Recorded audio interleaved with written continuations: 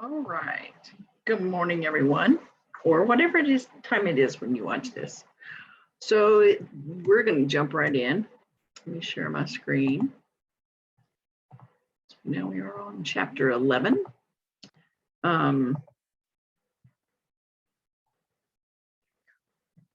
So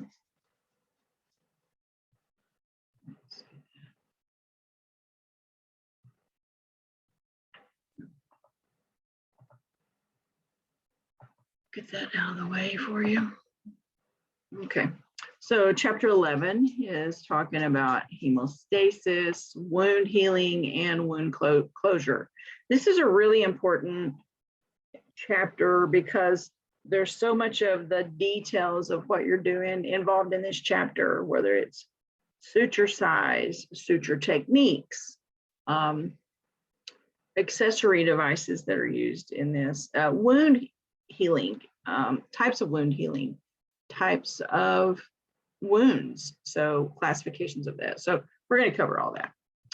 So after studying this chapter, you're going to be able to indicate terms relevant to wound healing, summarize the possible complications of wound healing, recognize the classifications of surgical wounds, indicate and give examples of types of traumatic wounds.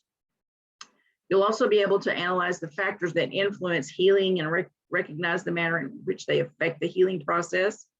You'll be able to recognize the characteristics of inflammation, cite and interpret common suture terms, classify and differentiate suture materials, and stapling devices and their uses. You'll also be able to recognize the type, characteristics, and uses of natural and synthetic absorbable suture materials, compare and recognize the common natural and synthetic non-absorbable sutures, stating their sources, common trade names, and uses. Okay, let me set a timer just so I know how long this is.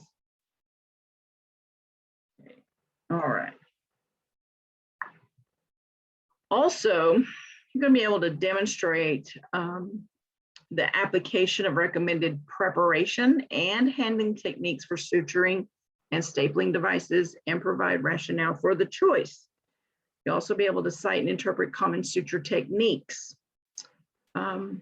summarize the basic uses and advantages of stapling instruments, and describe the use of and demonstrate proper handling of various types of surgical needles, as well as assess the types of injuries that cause damage to the tissue, recognize the characteristics of the types of healing, and recognize the stages or phases of wound healing. So as a surgical technologist, you must have that understanding of the types of wounds and what the process is that's involved in the tissue repair and the wound healing overall. This helps as you're improving your anticipation skills and you're listening to what's going on in the case and knowing what type of closure is going to be needed, what type of dressing is going to be needed, and so forth. Ideal wound healing involves restoring or restoration of the continuity of the tissue, the strength, the function, and the appearance. And so what we're trying to avoid is anything that causes interruption in the tissue or weakness or loss of function or an appearance that is either causes the patient to have some concerns about that. So that's what we're all trying to avoid, just for that peace of mind. So talking about blood loss, this is really important because as we look at blood loss and hemostatic methods, we have to understand that there is going to be some blood loss, and it has to be anticipated, but the goal is to maintain that to the less volume possible. So hemostasis is stopping the loss of blood. So hemostasis means balancing the blood loss and returning that to the normal state. There are different methods. Clot formation is one of the initial things that happens along with vessel spasms. So vessel spasms occur to reduce the blood flow while the clot is being formed. It can also be stopped by mechanical pressure or surgically as well. So mechanical pressure could be simply you got a paper cut and then you hold pressure with your other hand, your fingers, to apply that mechanical pressure. In surgery, it can be done as well. Ligation may be needed, or the application of different hemostatic agents. So here are the steps of hemostasis that occur naturally. This is vessel injury occurs, whether that is intentional or non-intentional. And you can see that here's a red blood cell escaping out of that injury. Platelets begin to form here because there is an immediate messaging system that occurs that alerts the platelets to that break in the tissue. So the platelets begin to, they're continuously circulating with the red blood cells. So when this injury occurs, the vessel spasms, so you have vascular spasms, so that helps to reduce the flow. So it's going to slow down the flow, while these platelets then start to aggregate at the area of the injury. So that's what allows the plug to form, is that we have all these platelets aggregating at the point of injury, and they're being held together with these collagen fibers. And then fibrin, which is another component of a clot, begins to aggregate as well. And that allows the clot to be formed. So you have the platelets, the collagen fibers, and the fibrin all working together to create this clot. Now, I've included an article here. Maybe I did not. Let's look. I'll have to look at it again. But it was let me see. I tried to, yep, here we go. This is a really excellent article that I read through, and it talks about managing hemostasis in the OR. And so, as you can see, it's going to be something that you definitely may want to consider reading through. And if not, at least put it in your resources for later.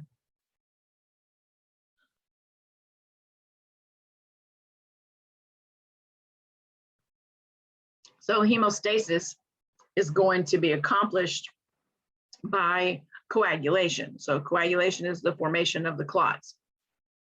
The platelets, as we just mentioned, adheres to the subendothelial vessel walls.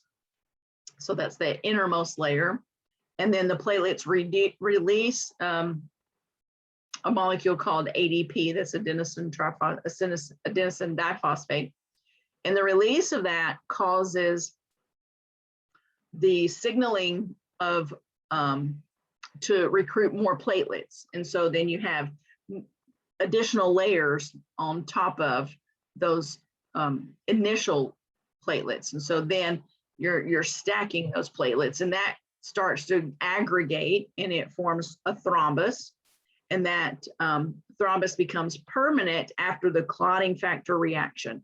So I've got a YouTube video for you to watch to help solidify that understanding.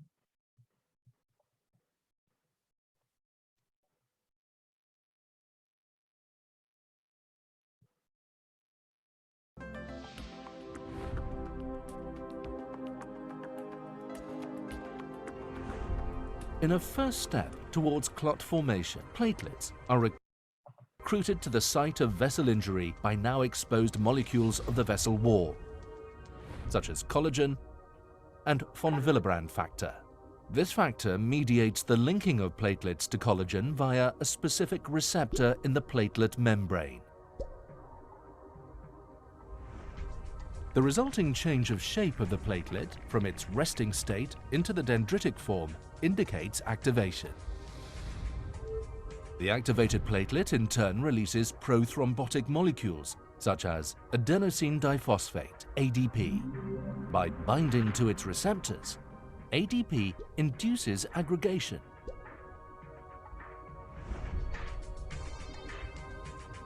And recruits further platelets to the site. Thromboxane is another important mediator of platelet activation and aggregation. Under its influence, the platelets cross-link with each other. These interlocking mechanisms cause platelet activation to snowball. The clot grows rapidly. Activated platelets also trigger the coagulation cascade and thus the formation of thrombin. Thrombin, in turn, stimulates platelet activation even further, a continuous feedback loop. Additionally, thrombin induces the formation of fibrin for the mesh stabilizing the clot. The self-reinforcing process of platelet activation, crucial in the formation of blood clots, is an obvious therapeutic target in conditions caused by inappropriately triggered blood coagulation.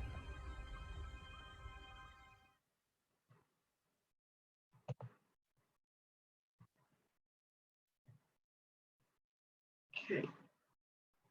So I hope that helped to put all of this together of how that clot is forming. So as blood loss is naturally occurring during a surgical procedure, this is monitored by several different means.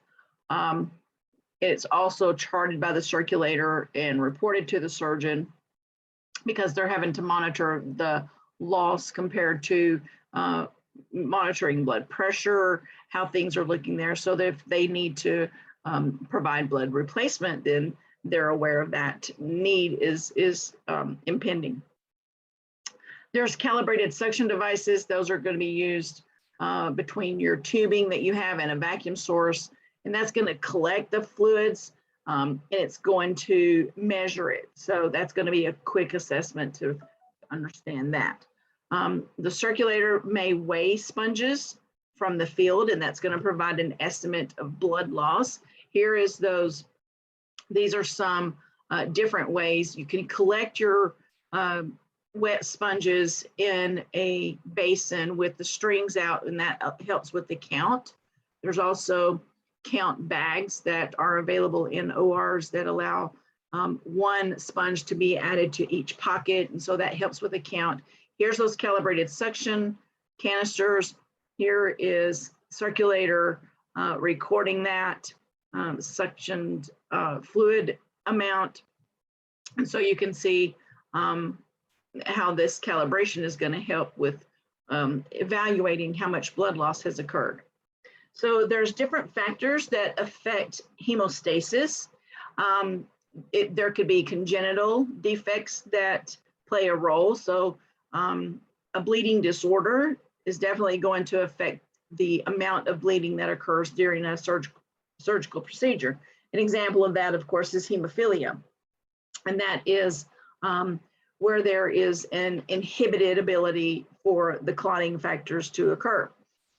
You can also have acquired bleeding disorder. So this is caused by outside sources, not something congenital. An example of that would be liver disease, which is because the clotting factors are produced and released by the liver. If they're on anticoagulant therapy, such as heparin or warfarin, that could cause the issue. And also aplastic anemia, because then that is affecting the clotting factors and the mechanisms. So there's mechanical methods that we can use to provide this hemostasis.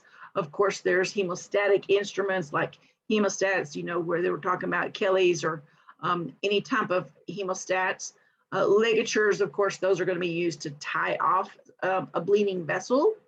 Clamps, clips, as you can see here, as well as sponges. You know, we're familiar with all of these so far. And then pledgets, these are used in addition to a tie to allow for, say, a blood vessel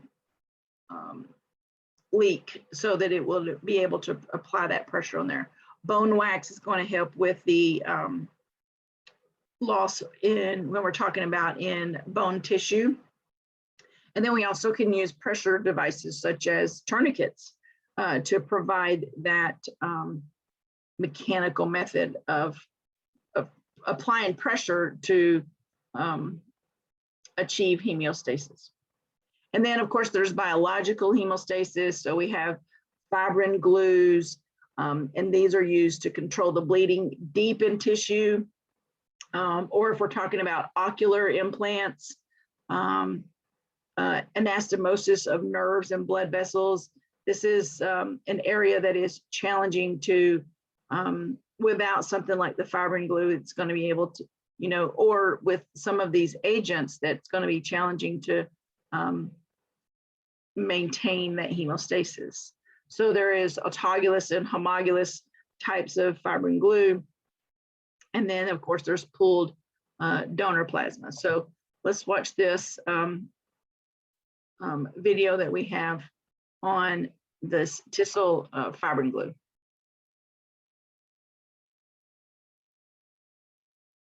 This video will help guide you through the steps to prepare your Tissile Fibrin Sealant Lyophilized Kit for use before surgery.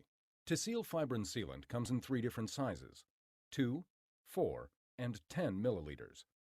You can easily identify the product size by the labeling on the front of the package and the colored circle on the end of the box. Each kit contains 4 separate vials.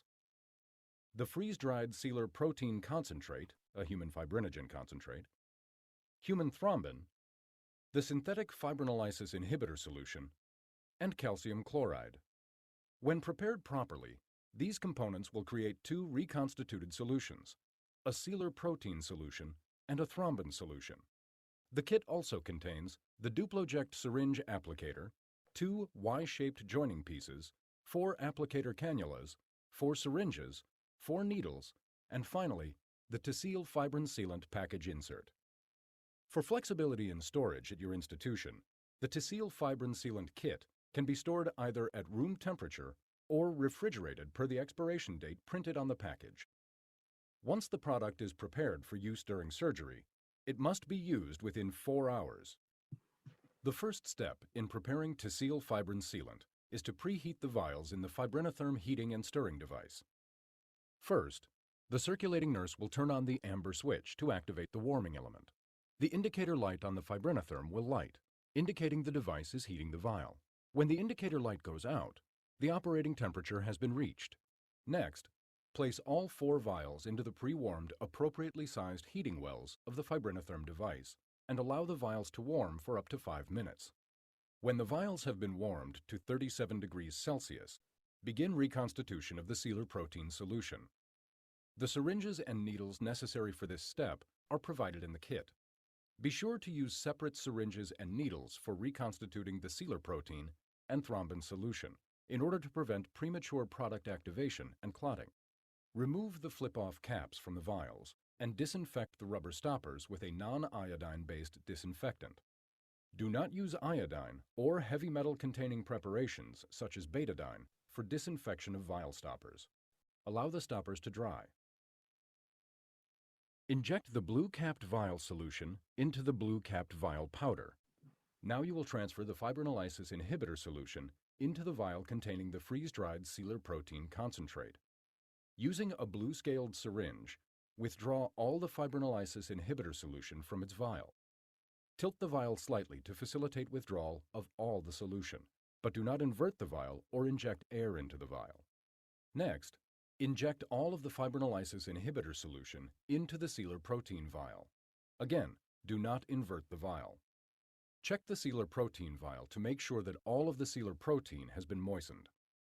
Gently swirl the vial to ensure that the freeze-dried material is soaked. Place the sealer protein vial back into the largest opening of the fibrinotherm device with the appropriate adapter if needed, and activate the magnetic stirring by pressing the green switch. Allow the vial contents to stir until the sealer protein is fully dissolved. While the sealer protein solution is mixing, go ahead and prepare the thrombin solution. Remember, to prevent premature product activation, Do not use the syringe previously used with the sealer protein solution. Using the black-scaled syringe, withdraw all the calcium chloride solution. Tilt the vial slightly to facilitate withdrawal of all of the solution, but do not invert the vial or inject air into the vial. Now inject all the calcium chloride solution from the black vial into the black vial containing thrombin. Again, do not invert the vial or inject air into the vial. Swirl the contents of the thrombin vial briefly, then replace the thrombin vial in the appropriate heating well in the fibrinotherm device. Reconstitution of the thrombin is complete when all of the thrombin concentrate is dissolved. Keep the thrombin solution at 37 degrees Celsius until needed. Check the sealer protein vial to make sure that the dry powder is completely dissolved in the fibrinolysis inhibitor and that no particles are sticking to the upper portion of the vial. If any of the freeze-dried sealer protein is visible, do not shake the vial, but gently swirl it, and then replace it in the magnetic stirring well. When thoroughly mixed, the sealer protein solution should appear as a thick, slightly opaque, homogeneous solution. If the sealer protein concentrate has not dissolved within 20 minutes using the fibrinotherm device, discard the vial and prepare a fresh kit. When the solution is completely mixed, turn off the green switch to deactivate the stirring well and leave the sealer protein and thrombin solutions in the fibrinotherm device until they are needed for transfer to the sterile field. After storage in the fibrinotherm, short stirring is recommended to ensure homogeneity. Open the sterile accessory package for the scrub nurse. You are now ready to prepare Tecile fibrin sealant for application. During the process of transfer to the sterile field, shown in detail here, the circulating nurse will hold the sealer protein and thrombin solution vials, while the scrub nurse withdraws the solutions and prepares the Tecile fibrin sealant duploject applicator. First, attach a needle to the blue-scaled syringe and withdraw slowly all the sealer protein solution using firm, constant aspiration to reduce the risk of large air bubbles. Remove air bubbles by removing the needle and tapping the side of the syringe once or twice firmly while holding the syringe in an upright position. Next, attach a needle to the black-scaled syringe and withdraw all the thrombin solution, again removing air bubbles by gently striking the side of the syringe. Place the filled syringes of sealer protein and thrombin solution into the syringe clips of the duploject applicator. When snapping the syringe barrels into place, be sure that the flanges of the syringes and the syringe plungers fit into their slots in the duploject applicator.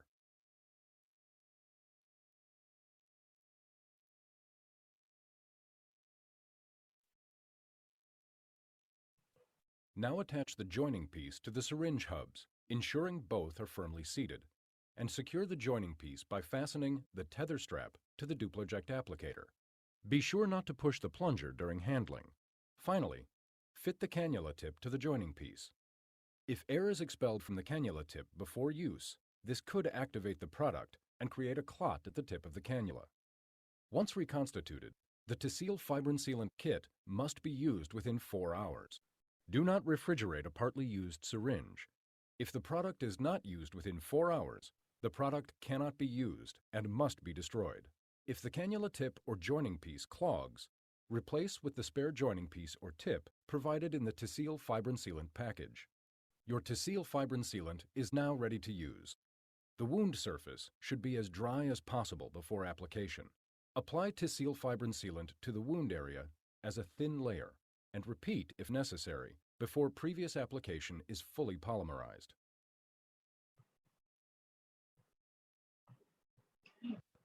There is how you will mix the fibrin glue. Okay, we can also provide hemostasis through heat. And this is the most common way that we obtain hemostasis. There's devices that we use in the OR that achieve that thermal hemostasis. The most common are electrosurgical, so your Bovie, and laser. The laser can provide an argon plasma coagulation, or it can also use that ultrasonic or harmonic scalpel to achieve hemostasis. So you're familiar with all of those and how that works. So just review that in the chapter. Then chemical hemostasis. This is applying a pharmacological agent, and it's going to aid in that hemostasis as well. So we have gel foam, avatine, oxidized cellulose, silver nitrate, epinephrine, thrombin. And in the chapter, it goes into a small amount of detail on each one of those and what types of situation those would be used in. Blood replacement. So estimated blood loss is, again, what you're keeping a close check on with your collection of your bloody sponges and reporting that to the circulator so that they can make sure that compared to the suction container volume is within a healthy range.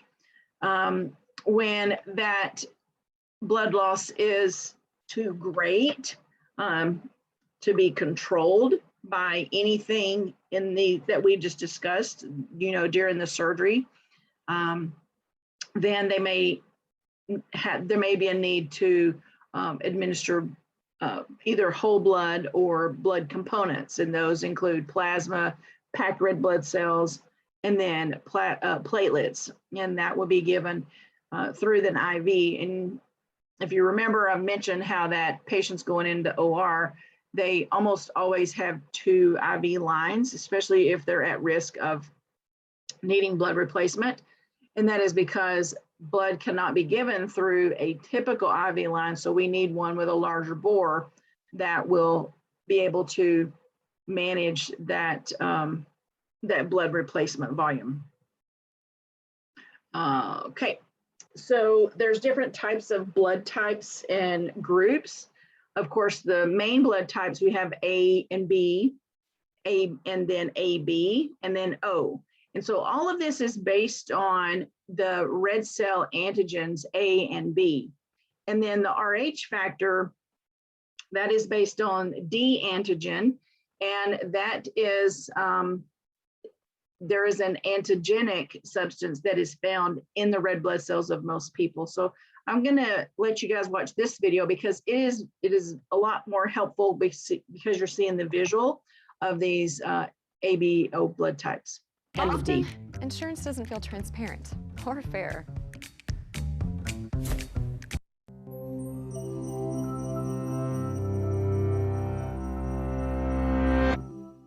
It's often said that despite humanity's many conflicts, we all bleed the same blood.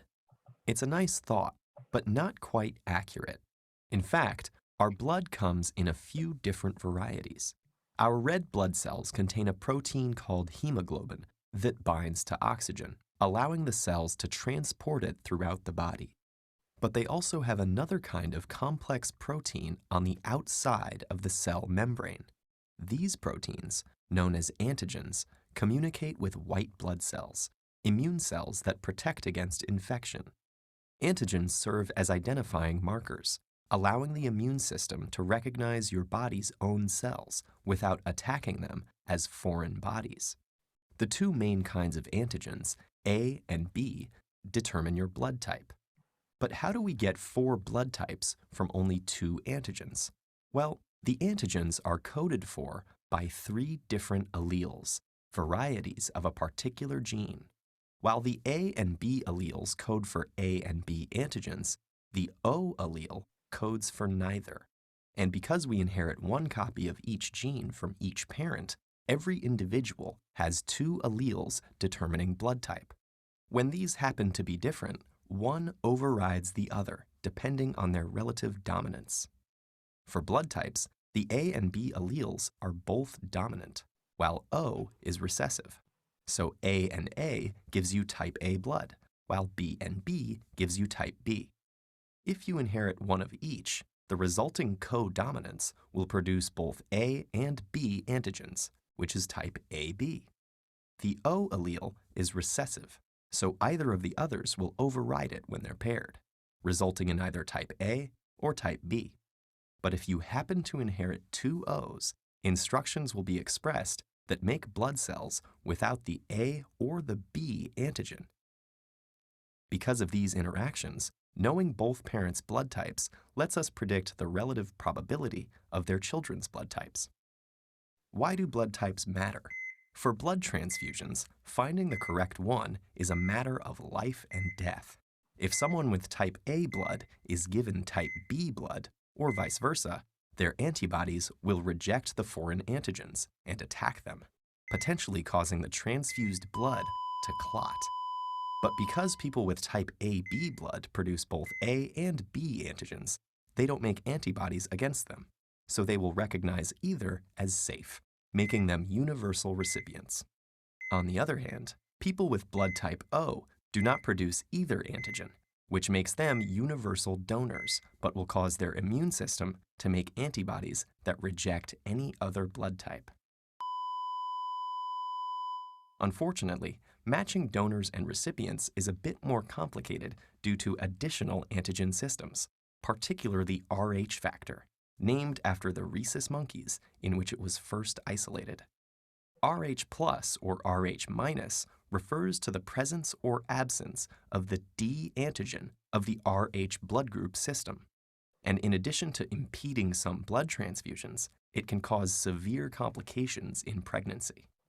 If an Rh negative mother is carrying an Rh positive child, her body will produce Rh antibodies that may cross the placenta and attack the fetus, a condition known as hemolytic disease of the newborn. Some cultures believe blood type to be associated with personality, though this is not supported by science.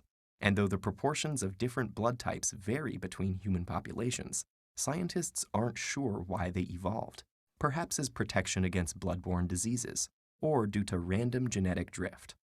Finally, different species have different sets of antigens. In fact, the 4 main blood types shared by us apes seem paltry in comparison to the 13 types found in dogs.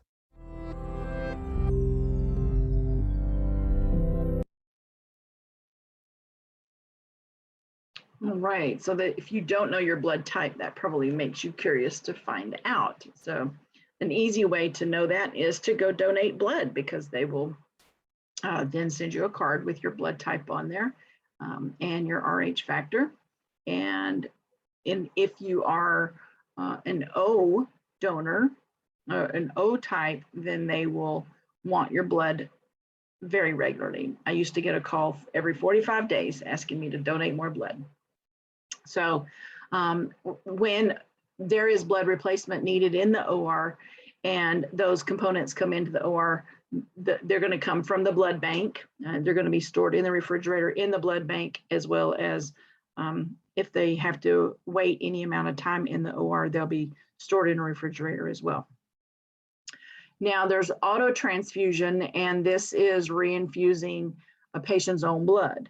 And so that's usually donated prior to the surgery. It can also be collected and reinfused, or around the operating time, so that and it's not really where they're just suctioning out with a big syringe and then pushing it back in. It's a little more complex than that, but in an emergency situation, I guess that could happen. But this does eliminate the compatibility danger or any kind of disease transmission. So this would be something that might be accepted in certain populations who do not, either by religious purposes or what, may choose to not receive donated blood. They may be able to, I'm not sure, but their beliefs may allow them to receive their own blood.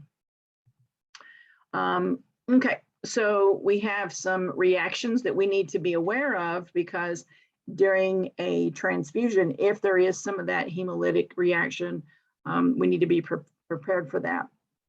One of the primary causes, of course, is that they've been incorrectly typed and crossed, or that and that the blood is not matching, including that Rh factor. It can be fatal. It has to be treated immediately. The symptoms of that are fatigue, lack of energy, rapid pulse, shortness of breath, jaundice, and pallor. All right, let's move into types of wounds. So of course, a wound is any tissue that's been damaged by surgical or traumatic means. There's intentional, and this is either chemical occlusion banding, surgical sites, or exclusion types of intentional wounds, as well as unintentional. So that could be a traumatic injury. It could be closed or open. And then there's also incidental and chronic. Let me stop the share just a moment and make sure that I'm in the right spot in the book. I wanted to look at the book for a moment.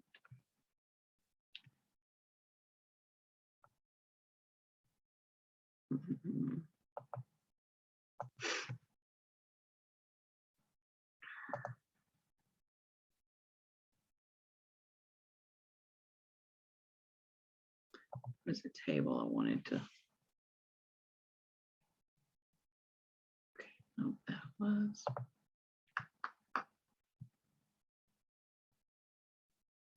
Okay, let me just share here.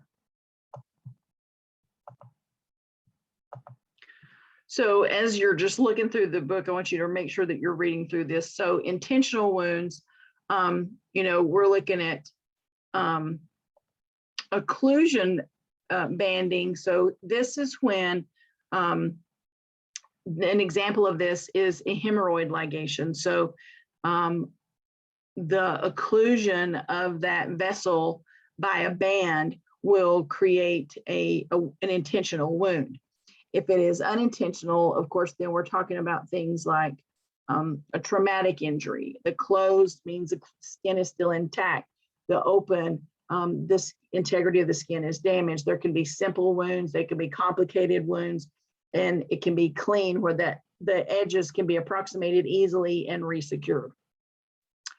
Contaminated wounds, of course, this you're going to see in an injury where there was debris around, and so then debridement is going to be needed to be done, and that can be done either chemically or mechanically as well.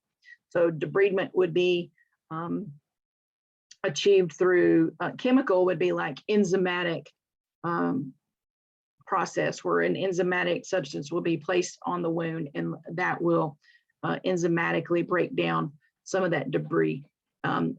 Mechanically, you're actually scrubbing the wound. And then we also have different types of abrasion, contusions, lacerations, punctures, thermal wounds, and then there's incidental and chronic wounds. So incidental or iatrogenic. So this sometimes may occur when there is a treatment being done. And so that's a wound that it is intentional and that it is part of a treatment. So also chronic wounds, these can develop under when there's a prolonged period of time. Pressure wounds, decubitus ulcers are primary examples of this. So, okay. Then of course, the way that we respond to those injuries are going to be affected by inflammation. And so always remember that the signs of inflammation, of course, are pain, heat, redness, swelling, loss of function. So those are some very common things to look for in wounds to see if inflammation has occurred. And inflammation is a normal process that occurs with the wound. So you should see all of those in the initial state, but it should reduce fairly quickly. All right, types of wound healing. There's different different types that are going to require different dressings and sutures and all of that. So first intention, this is a primary union, so it uses a primary suture line, and so this is where there is the reunion of the tissue is typically able to accommodate the healing of that wound. So there's 3 phases of that wound healing. There's the lag phase or inflammatory response phase. And so that is where that inflammatory response happens naturally, and that it is a little bit of a lag in healing as the inflammation comes to that area in a protection mode. Proliferation phase. So this is where things are starting to proliferate to re-establish the wound joining, and then it moves into the maturation or differentiation state phase. I think I have a picture for you. Yeah, here. So within the first 24 hours, we develop a scab as that initial phase is occurring. And so we have neutrophils that have come to the area as well as clots. So this is just like a puncture wound or a nice closed incision. Within 3 to 7 days, we start seeing mitosis. So this is that proliferation. Let's go back. And some granulation occurring here, macrophages to keep things cleaned out, fibroblasts, and then new capillaries will develop as well. And then for weeks, then we see this fibrous union of the tissue. Now, second intention, this is when granulation occurs, and it's the wound fails to heal by that primary union. And so it's left open and allowed to heal from the inner layer to the outer. And so back to this picture, we can see this red area is the wound. Here are those neutrophils and some clots forming. Here we have more of that granulation material, some more of those macrophages to keep things cleaned out, and the fibroblasts, and more capillaries so that it's coming up and nurturing the wound from the inside out. Then we'll start to have wound contraction as those fibers start to form together, and it will heal from the inside out. Here's another image of that. And then also we're going to look at third intention, and this is when 2 granulated surfaces are closed. And so it's basically after secondary intention has been attempted, and then it didn't fully close on its own. So then third intention is when a suture will be applied to create that closure of those 2 granulated surfaces. And then the factors, of course, that's going to influence wound healing, the physical condition of this patient, the external factors. So if there was any breaks in sterility in the procedure, or suturing techniques, and then if they're left with second and third intention, it's also those external factors as far as how clean is it kept at home and what is that environment. Physical conditions of the patients are important too, for the age, nutritional status, obesity, disease, smoking, if they're immunocompromised or immunosuppressed. Again, all those external factors are going to play a role. Certain drugs can inhibit the healing. If they don't have adequate fluid or electrolytes, that can influence that. Hematology, so if they have any issues with wound healing, whether it be that they may have a clotting factor disorder or anything like that. Also, radiation exposure can inhibit that. And then there's a lot of suturing techniques, and this helps to prevent infection with those sutures being applied correctly. So at the site of infection, there is, of course, there's a risk of infection at the incision.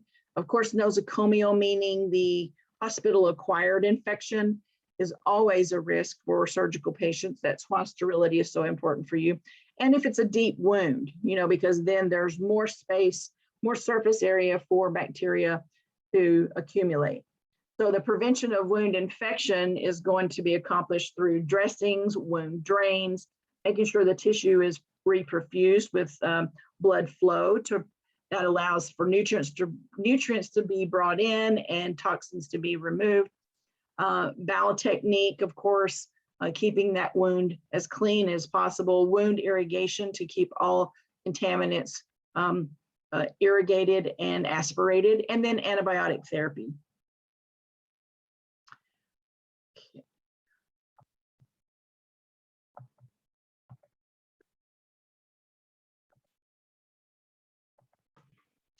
Okay, so tissue handling during a procedure. This is wound security. When you think about wound security, think about protecting the wound to ensure that there are no contaminants, things of that nature. Also handling the tissue, making sure that tissue is handled in a way that the wound can be brought together easily without too many interruptions there. Also maintaining that sterile technique, things that could influence that infection, and just making sure that everyone is maintaining that sterile technique to protect that wound. Duration of the surgery, of course, the longer the wound is open, the more risk that they are hemostasis. So depending on how blood loss is managed. And then the length and the direction of the incision. If it is along the Langer lines, those skin lines, then it's usually easier for that tissue to be rejoined. Also, depending on the length, the longer the length of the incision, then of course it's kind of like the depth, the more surface area that is being exposed. So here is some more, and you have a table in your book on table 11.2. So going over either a hematoma or dehiscence. So dehiscence is when the wound reopens itself. A hematoma would be a collection of blood under there that could interfere with that incision. But dehiscence is when the sutures pop out, is what patients usually say.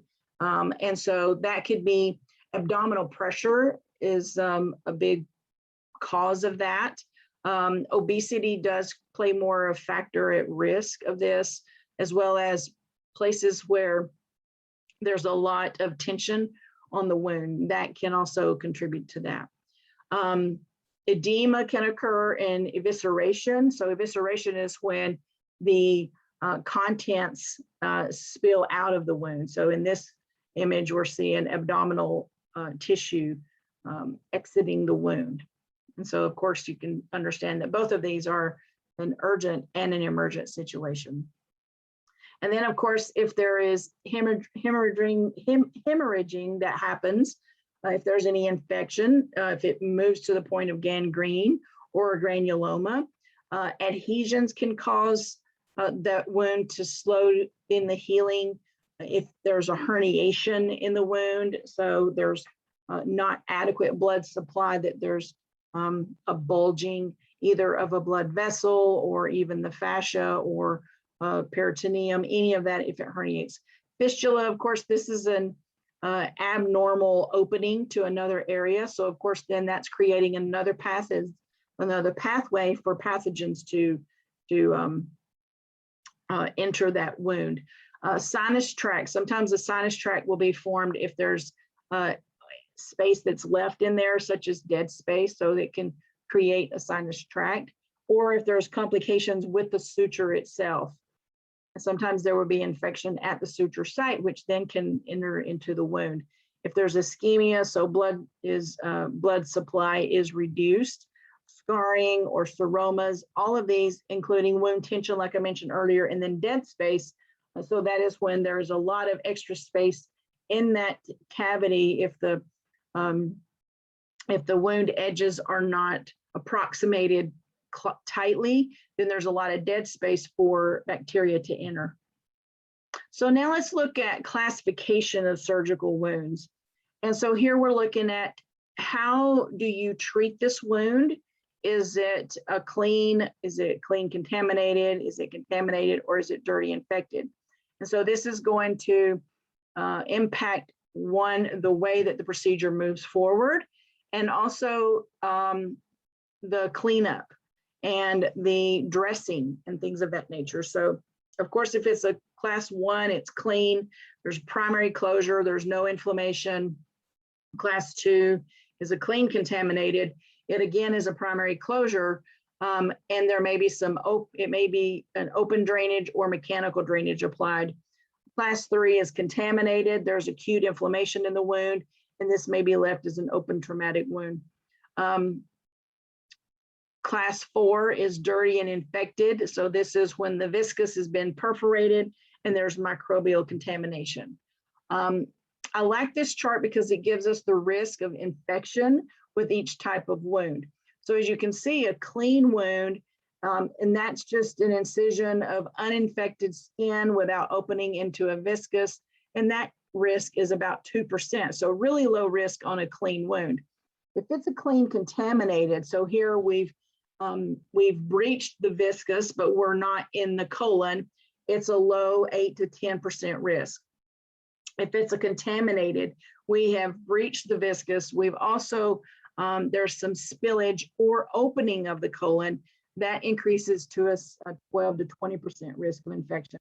If it's a dirty site, if it's already contaminated, it could be with pus, so in an abscess, feces. So if we're talking about an opening in the colon to the point that feces is contaminating the entire wound, or if there's exogenous contaminant, so like a trauma. An example of this is motorcycle accident or bicycle accident or pedestrian accident, where the person is immediately exposed to debris, and then that could be embedded into the wound. And so that's considered a dirty trauma, a dirty wound. And you can see that infection risk increases up to 25%. So some questions you can ask yourself when you're looking at your wounds was there any gross purulence or existing infection already? Was the viscera perforated? And was it greater than 4 hours old? Was a traumatic wound open for more than 4 hours? Was a penetrating injury greater than 4 hours? Or was there retained devitalized tissue? And so if that was yes, then that's a class 4, that's a dirty infected wound. There's surgical management of an abscess as an example of that, repair of a perforated bowel. But if that's no, then you move to the next class. So you're moving from the worst class up. Was there acute or non-purulent inflammation? Was there spillage of bile? Was there an infarcted or necrotic bowel or other tissue? Was there unplanned entrance into the GI or GU or the respiratory tract? Or was there a major break in sterile technique? If there was, it's a class 3, that's a contaminated. An example of that is non-sterile debris in the field, cholecystectomy with bile spillage or acute inflammation. If it wasn't, then we go to the next class. So was there controlled intentional entry into the GI, GU, or respiratory tract? If that's yes, then it's a class 2. That's a clean contaminated. And examples of that, hysterectomy, lobectomy, laryngectomy, small bowel resection, and a TURP. If that is no, then we're looking at a class 1, which is a clean wound, and that is like a mastectomy, hernia repair, thyroidectomy, total knee or hip arthroplasty, or an exploratory lap. So that helps you understand a little bit more as you're thinking about the wounds. What questions do you need to ask so that you know how to identify which class of wound that particular situation falls in?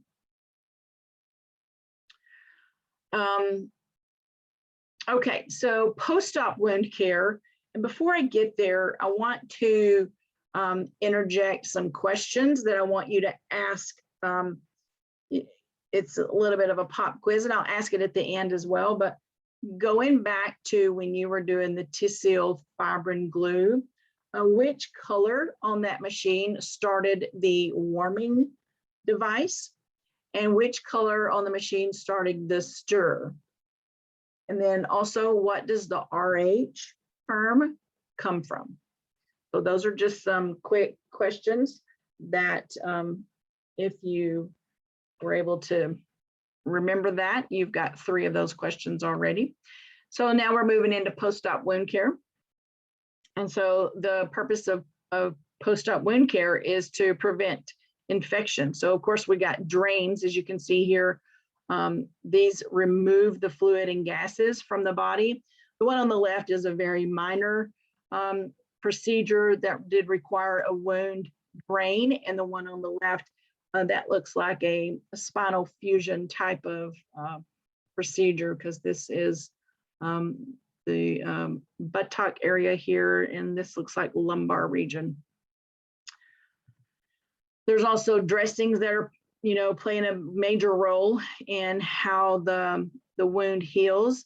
And so this is applied during a sterile technique still, because you're still wanting to stay sterile and make sure that that wound is given the best opportunity so that you're given the optimal physiological environment to promote wound healing. There's sutures. There's different types of sutures. Let's jump over to the book and go back over there. Okay. And we're going to look at different types of sutures.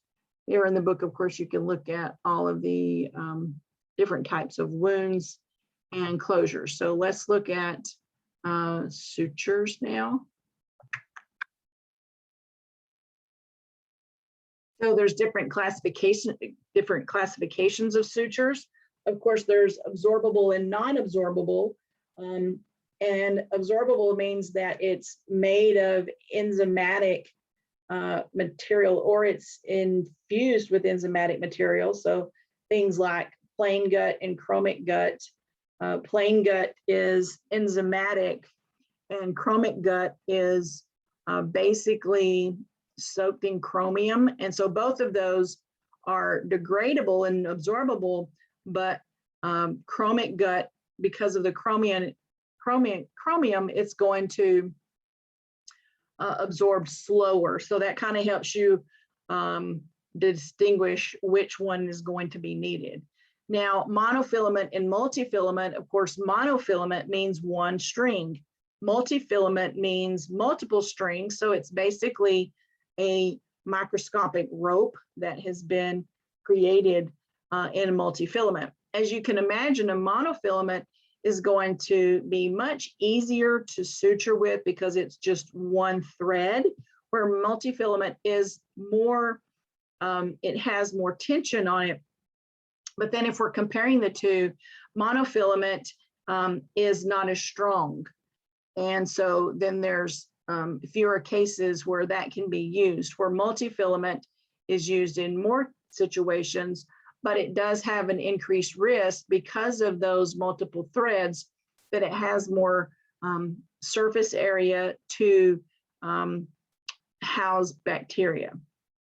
And so there's many factors that affect the selection of their sutures.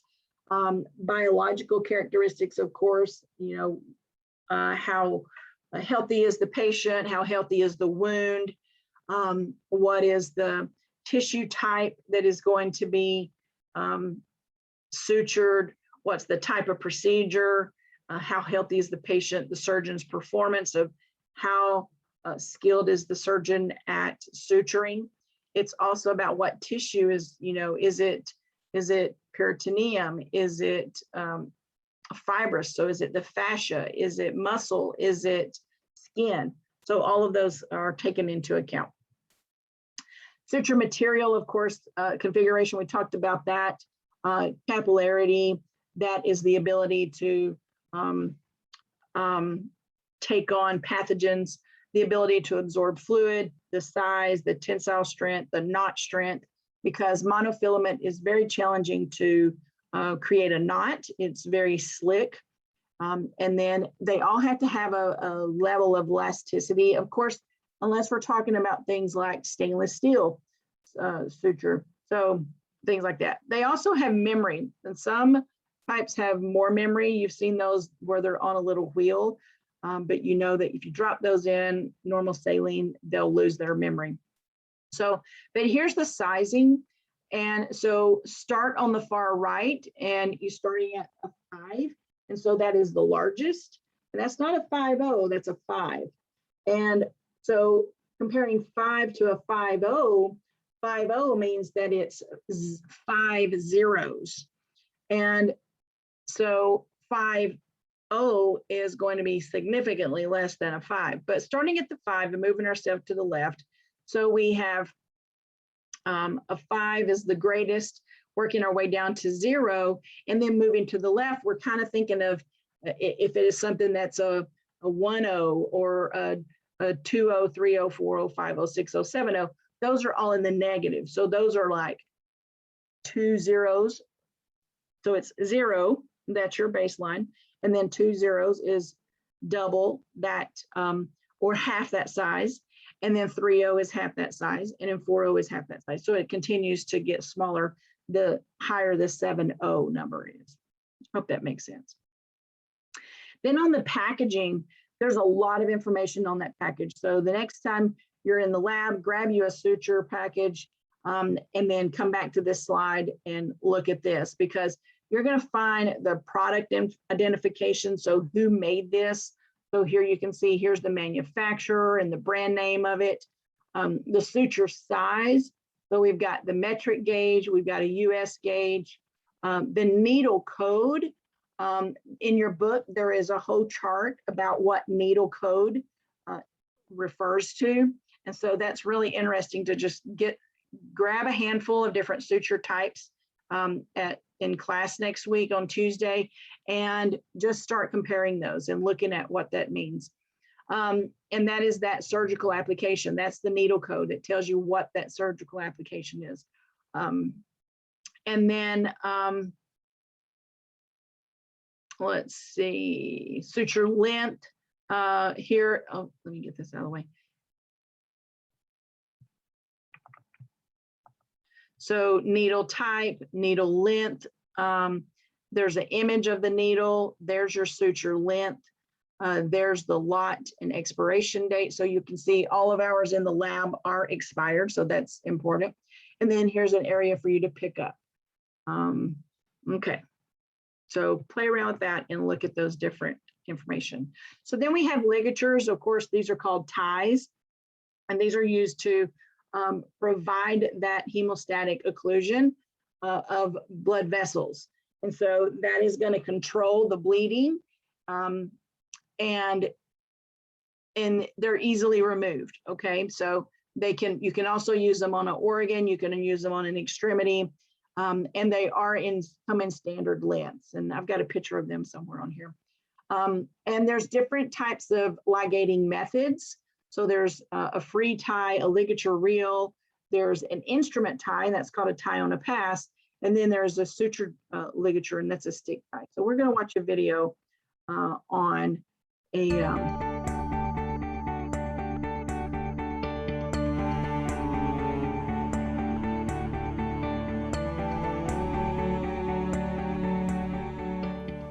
So in this video, we're going to go through how to do a one-handed knot. So as always, you'll need something to tie to and something to tie with. I'll be using this two-tone rope. And again, we're going to assume that the needle's on our purple end of this rope. Throw it across your incision and get ready to tie. Again, before we start tying, we want to cross the sutures, strands across the incision. So whatever's on the right side of the incision is going to go up and to the left. Whatever's on the left side of the incision is going to come down and to the right. And again, we're going to assume that we popped off our needle. Alright, so you pick these up.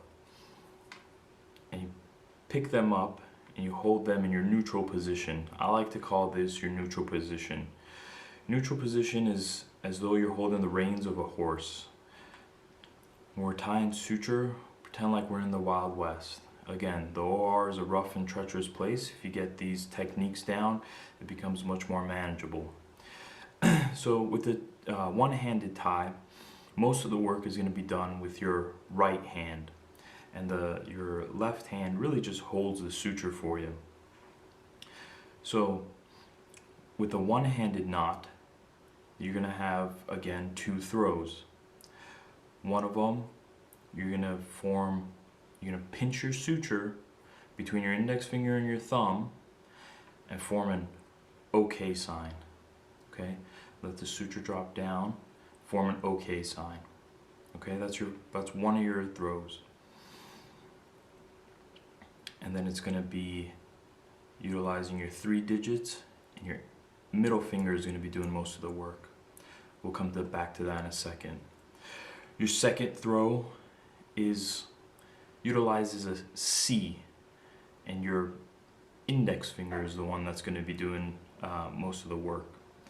All right, so now we get on our horse, we get ready to tie.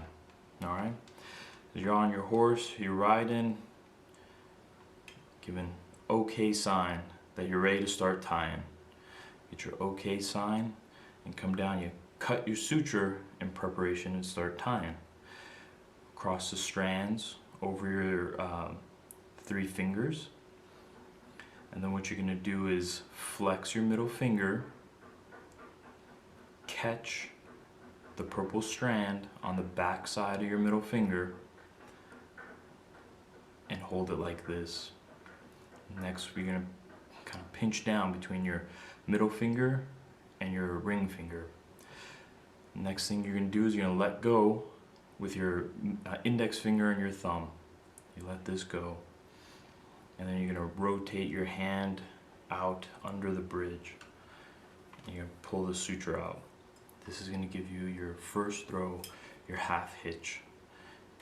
You throw that down. Come back to your neutral position. You're back on your horse, you're back in your neutral position, and you're back riding. And then next thing you're going to do is form a C. Hold the suture facing towards you with your 3 fingers, form a C. And then what you're going to do is you're going to go underneath the bridge, kind of pull the suture away from you. Next thing you're going to do is with your thumb, pinch the suture. And you're going to pinch it between your middle finger and your thumb. Cross the suture on your index finger. So if you notice, what this does for you is creates a gap in this region for you to do most of the work of tying. So the next thing you're going to do is flex your index finger, and then you're going to catch the suture on the back side of your finger, and then rotate your hand out. As you rotate your hand out, let go with your index finger and your thumb. Sorry, not your index finger, your middle finger and your thumb, let go of that. And you're going to rest this on the back side of your index finger. You're going to pull this out. And again, if you notice, if I pull this in this direction, it's going to twist my knot. So I want to turn my hands to get nice square knots. Then you come back to your neutral position. Back to your neutral position. Give the OK sign. I'm ready to go again. Cut your suture. Cross the strands over your 3 fingers. Flex your middle finger. Catch the purple strand on the back side of your middle finger. Throw it out. Pinch this between your middle finger and ring finger. Let go with your index finger and your thumb. Bring your hand across the bridge. Pull this suture through, and then you throw it down. Back to your neutral position. You're back on your horse, you're riding again. Make your C. Go down, go underneath the suture, underneath the bridge. Pinch this between your thumb and your middle finger. Cross it over your index finger. Flex your index finger. Catch it on the back side. Pull it through, and pull this one out. And then again, cross your hands on your second throw. And that will give you a one-handed knot to form square knots. Again, your pattern, you want it to look like that. So even though you're not going to be the one performing this, it is nice for you to kind of know what the doctor's doing as they're doing this. Okay. Now, your preference card is going to really give you the information on what sutures are needed for that procedure. And then, of course, let me get back to the book. Oops, sorry. Getting back to the book about placing on the field, there's an image. These are all the sutures. You can read through all of those charts. You just want to get really familiar with the sutures. You can make yourself a chart of what sutures are what sutures are going to be used for what situation, just, allowing them to be categorized a little bit better for you. Here is a free tie ligature. As you can see here, the vessel is just held up and then the ligature is placed around it. And then there's a stick tie performed. I'll ask the techs to demonstrate each one of those for you and help you practice that. And then, of course, here is a sterile suture transfer. So this is about passing a suture to the surgeon, and where you should keep that on your table. And this is also, I'm sorry, said that wrong. This is about moving your sterile suture onto your table and how you do that. And so those are things that you've already practiced, but I'm gonna make sure that the techs are revisiting that with you guys. And then of course, loading and cutting sutures. You should have been already practicing that. And if not, reading as you go through the chapter, that's gonna help reinstill some of that. And then the techs will help you practice that this next week. Okay, let's look at, these are different types of suture needles.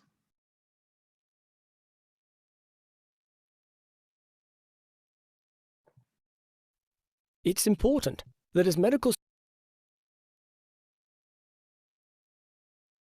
students and junior doctors, you begin to develop a sound knowledge of the basics of sutures. This includes the different shapes and types of needle, as well as the different suture materials that are available. By doing this, it will allow you to make safe decisions regarding when each of the different suture and needle combinations can be used appropriately, and also ensure that you choose the right type of suture for the task at hand.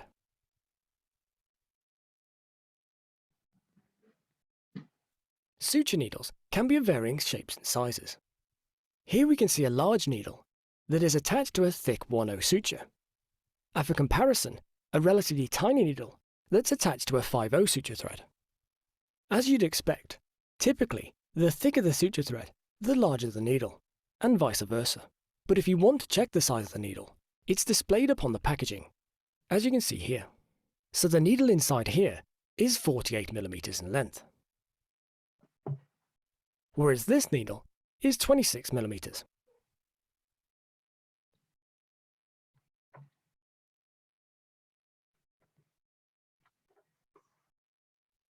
In terms of the shapes of needles, there are key ones that you need to be aware of. They may be straight, 3/8 the circumference of a circle, half the circumference of a circle, or J-shaped. Their different shapes dictate their different uses. Straight needles have traditionally always been used to perform subcuticular closing of the skin. However, due to the risk of needle stick injuries, these are rarely used now. 3/8 needles may also be used for subcuticular suturing, but also to suture fascia, muscle, and blood vessels. Half circumference needles are most commonly used when suturing the gastrointestinal or urogenital tract. J-shaped needles tend to be used when suturing deep, in confined spaces. For example, when closing laparotomy port sites, or when suturing per vagina or per rectum.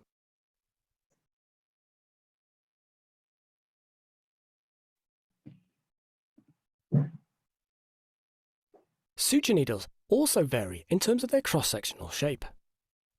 They may have a round body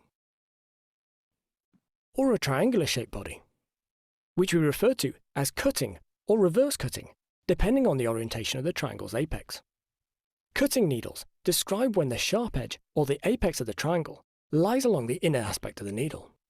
This sharp edge allows the needle to cut through tough tissue, and thus they're typically used to suture tissues such as skin, fascia, ligament, or tendon. Reverse cutting needles are also used to suture tough tissues such as skin, fascia, and tendon.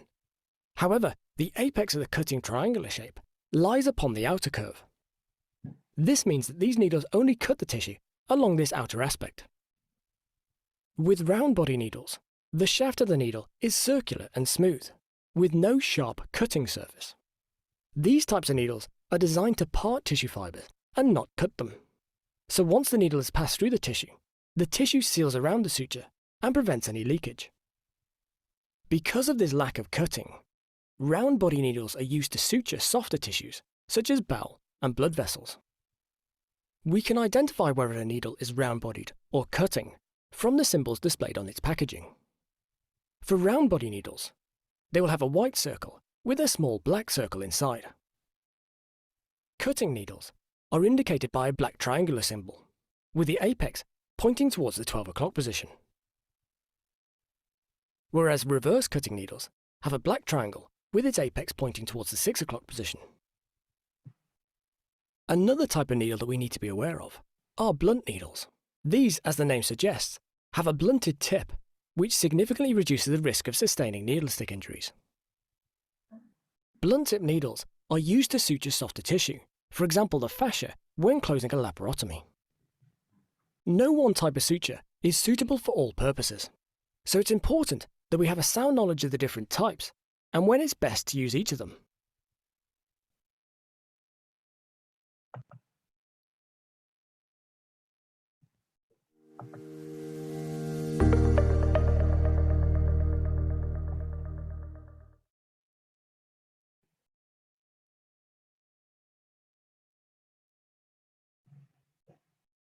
There is a wide array of different sizes of sutures, ranging from size 2 sutures, which are very large and used in orthopedic surgeries, to size 0, which are slightly smaller sutures, which were used to close laparotomies. The needle sizes then decrease to 1-0, and then progress all the way to 10-0. 10-0 sutures are extremely small, and we tend to use them for ophthalmic surgery, or when repairing small nerves. As sutures become smaller, they become extremely intricate and fine in appearance. Therefore, just to be able to handle them and use them, surgeons are required to wear magnifying glasses.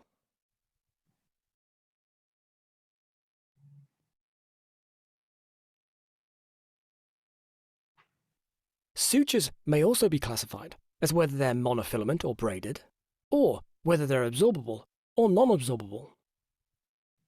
Because monofilament sutures consist of only one suture filament, they have a characteristic smooth appearance. This smoothness results in minimal friction, and thus causes less damage to the tissue as the suture passes through it. However, this reduction in friction means that any knots tied with monofilament sutures are more likely to slip. Therefore, we often have to use several additional throws just to secure that knot. Braided sutures consists of several filaments of suture material that are braided together. This gives them a rough appearance when compared to monofilament sutures. The braided texture means that these sutures create a significant amount of friction. Therefore, whilst they're easy to knot without loosening, they can cause damage to the tissue as the suture material passes through. Non-absorbable sutures are sutures that do not get absorbed by the enzymatic activity of the patient's body. We use them when we want permanent or long-standing reinforcement of the structure that we're suturing. For example, when we perform a vascular anastomosis. Absorbable sutures are sutures that are broken down over time by the body's enzymatic activity, or through hydrolysis in tissue fluid, depending on whether the sutures are of biological origin or made of synthetic polymers. And therefore, we should use them only when we want temporary wound support. For example, when performing an intestinal anastomosis.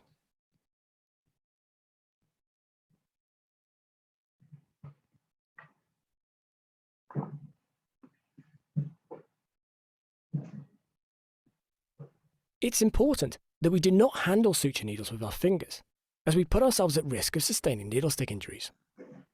If you do sustain a needle stick injury, make sure that you follow your hospital policy on how to proceed. When we have finished using a suture, we should safely position the needle within the needle holder before handing it back to the scrub nurse to protect both themselves and us from sustaining any injury. We can do this by grasping the proximal end of the suture with the tip of the needle holder. This means that the needle is freely mobile. So if it were to come into contact with the glove finger or hand, it shouldn't provide any resistance and should become displaced very easily without causing any injury. Alternatively, we can rotate the needle so that the point lies directly against the body of the instrument, and so is shielded from causing any unintentional injury. Do not grasp the tip of the needle in the jaws of the needle holder, as this can cause the tip to break and may fall into an open wound.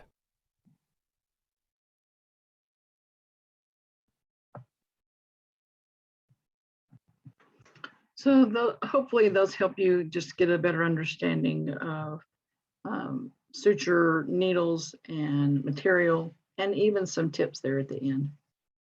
So as we just looked at, there's a lot of different types of suture needles. I'm going to go to the book really quick because the needle eyes there's an image in here that I just want to touch really quickly. So here you can see there's different types of needle eyes. So there's a closed, there's a French eye, and then a swagged. So you'll see different types of needles opening of the eye. And then as mentioned in that, there's different cutting and reverse cutting, as well as blunt. This is rapid. This is a rapid release needle technique and holding the needle securely in the needle holder. And then pulling the suture straight and taut, and then release the needle with a straight tug on the needle holder. So that will basically just break the suture away from the needle. And then this is just, again, going over the needle bodies that we just talked about, where there's, the cutting, there's reverse cutting, there's the blunt. Those are going to be used more for things like the GI, and so things of that nature.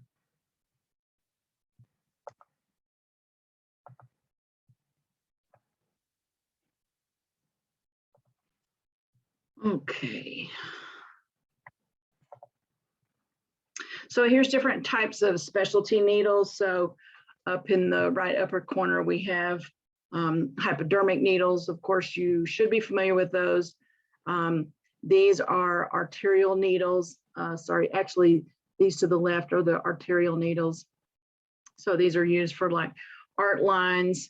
ABGs are not necessarily in here, but art lines, this is what's used for an art line. These are IV catheters. This is an irrigation needle. This is a biopsy needle. This on the left is the insufflation needle. And then these four on the right are the spinal types of different sizes of spinal needles.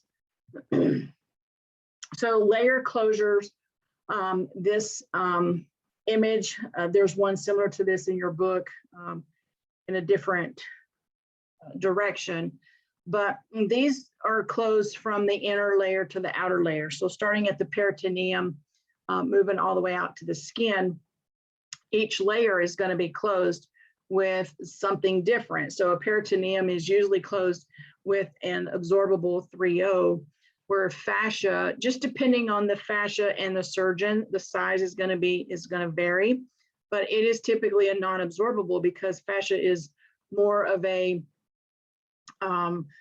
thicker, more rigid material that needs that non-absorbable type of suture to hold it in place.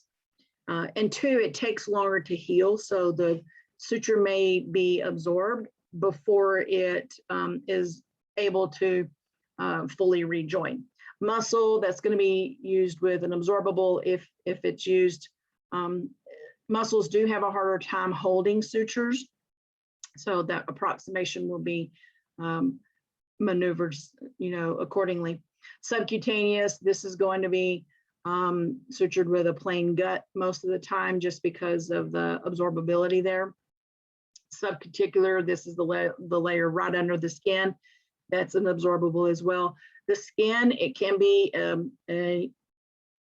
done with either non-absorbable or even absorbable sutures, but usually non-absorbable sutures or staples. And so the suturing techniques we're going to look at, primary suture line, it means if the wound's edges are able to be approximated, that is a primary suture line. We'll talk about a secondary suture line in a little bit. So there's different techniques in the lower right-hand corner, lower left-hand corner. So there's different types of continuous suturing techniques, which means you're not having to tie after each suture. The suture continues. So this is called a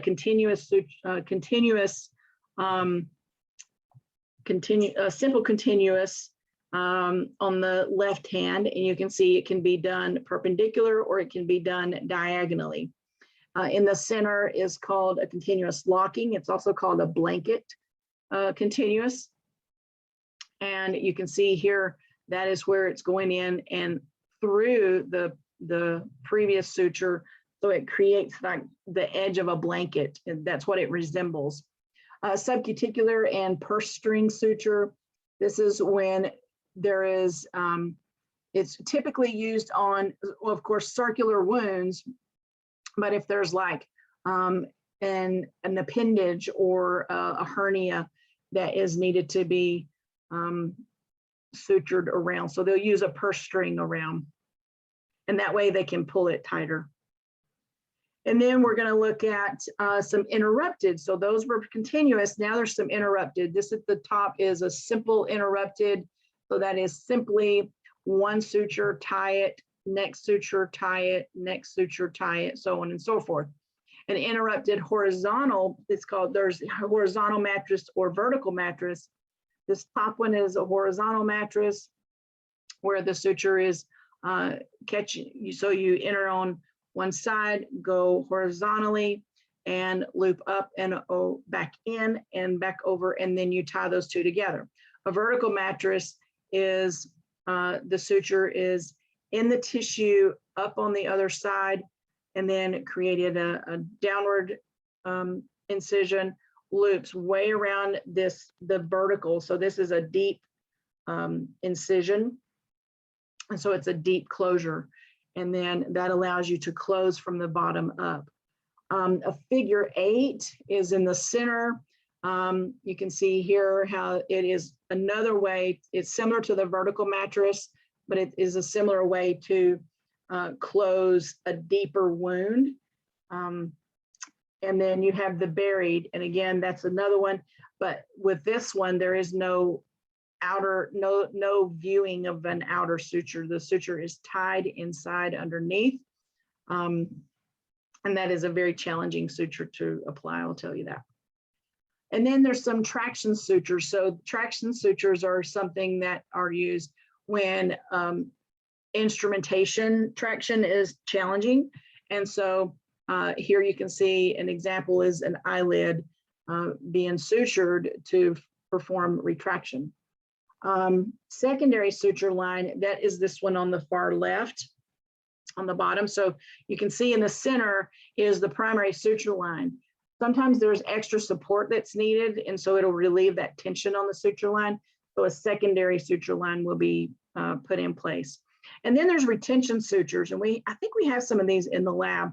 So these are placed lateral to a primary suture line to really help reinforce the wound, because it could be something that is so great that just a primary suture, even if you add secondary sutures, there's just too much tension on that to help those edges approximate well. And then there's endoscopic suturing. Of course, with endoscopic procedures, suturing needs to be applied. Extracorporeal, this is when the knot is created outside the body and then transferred through the trocar into the tissue site.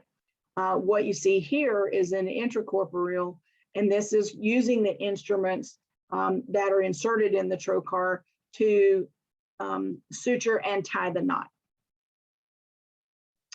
And then there's some accessories, and these, we do have quite a few of these in the lab.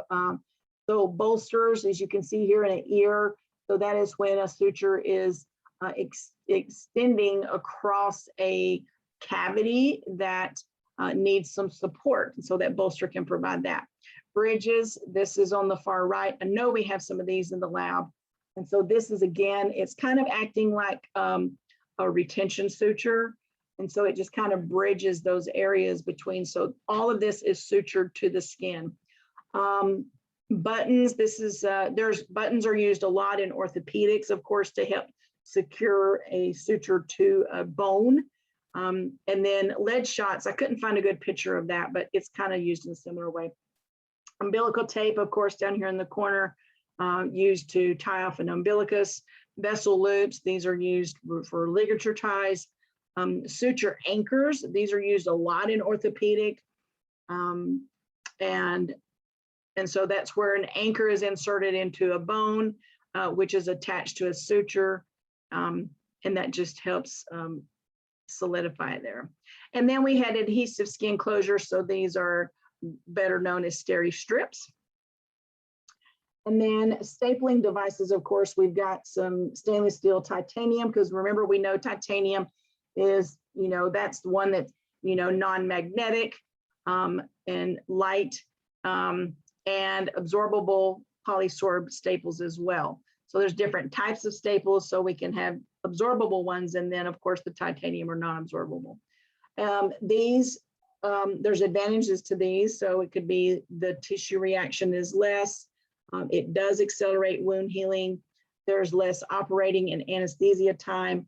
It is efficient. It is a little bit more cost though, and they have to be placed precisely. And you can see here's how this is used on a closure. They can also be used in anastomosis, and you'll see that a lot in the GI. And I'll have Alex get those out, or Sam, and show you those, because I know that they're familiar with those. Biopsies as well, may require a stapling. Closure of organs, if you're dividing tissue, and that's definitely going to be seen in the GI. Facial closures, ligation again, resection, skin closure, as you're seeing here. Different types of staplers for different needs. Of course, in this upper left is a skin stapler.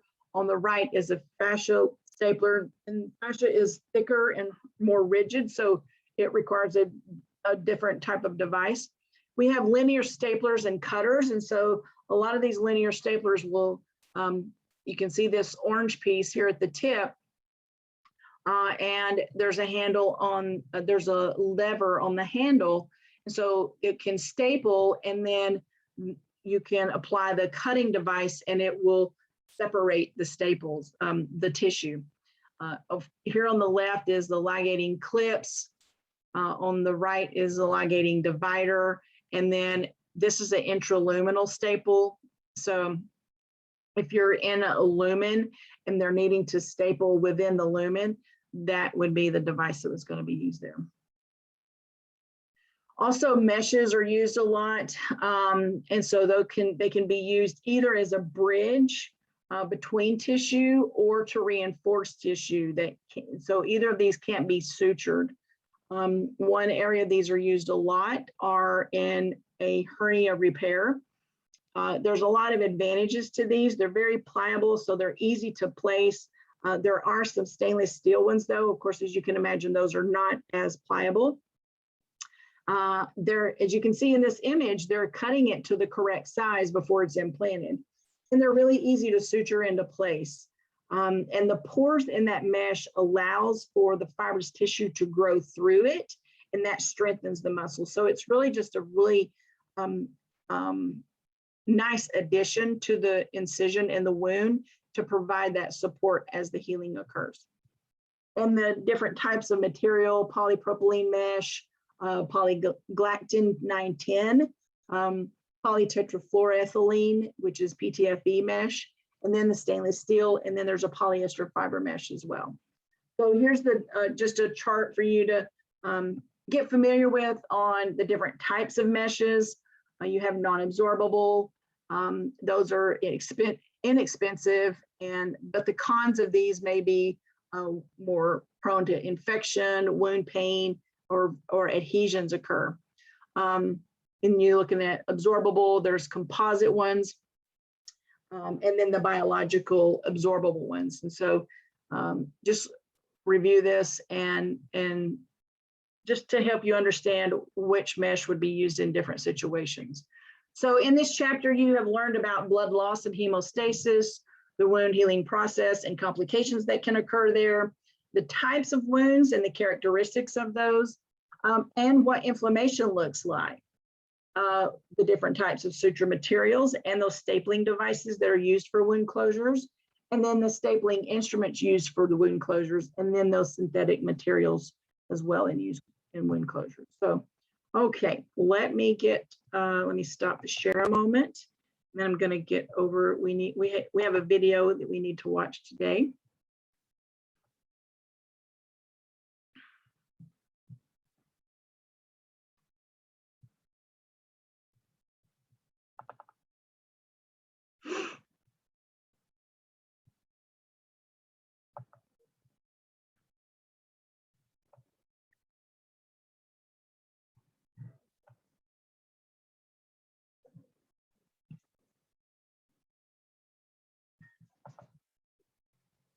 Okay.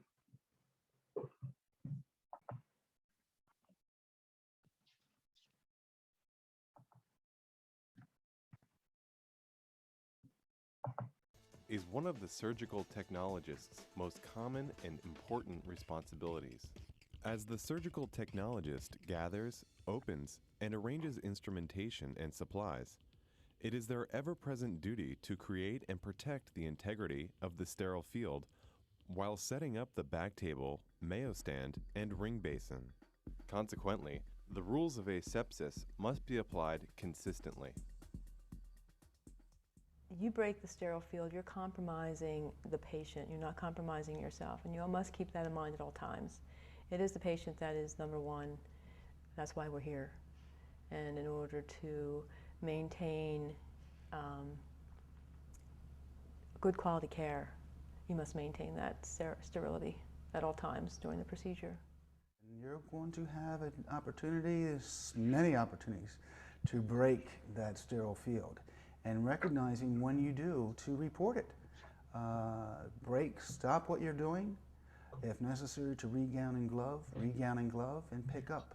It's more important to keep the patient clean than it is to keep yourself clean by not embarrassing yourself, in other words. To begin, the surgical technologist should locate the case cart and make sure that everything is present by referring to the surgeon's preference card. Typically, the case cart is brought to the OR and items are positioned for use. The exact instrumentation will be dependent upon the facility, surgeon's preference, and type of procedure.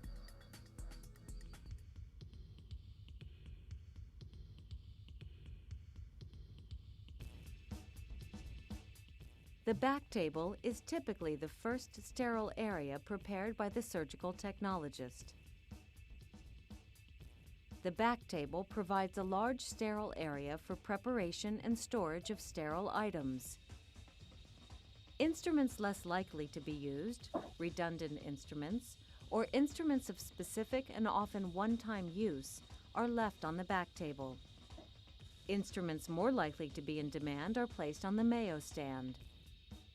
Typically, the larger items such as the basin set and the instrument set are opened next, and then smaller remaining wrapped and peel-packed items are placed onto the existing sterile field.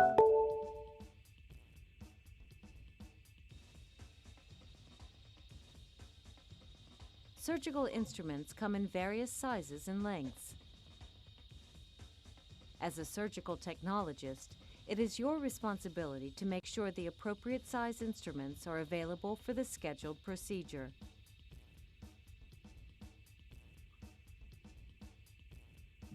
When the instrument sets are assembled, an instrument list or count sheet with the type and number of instruments is referred to by the assembler to minimize errors.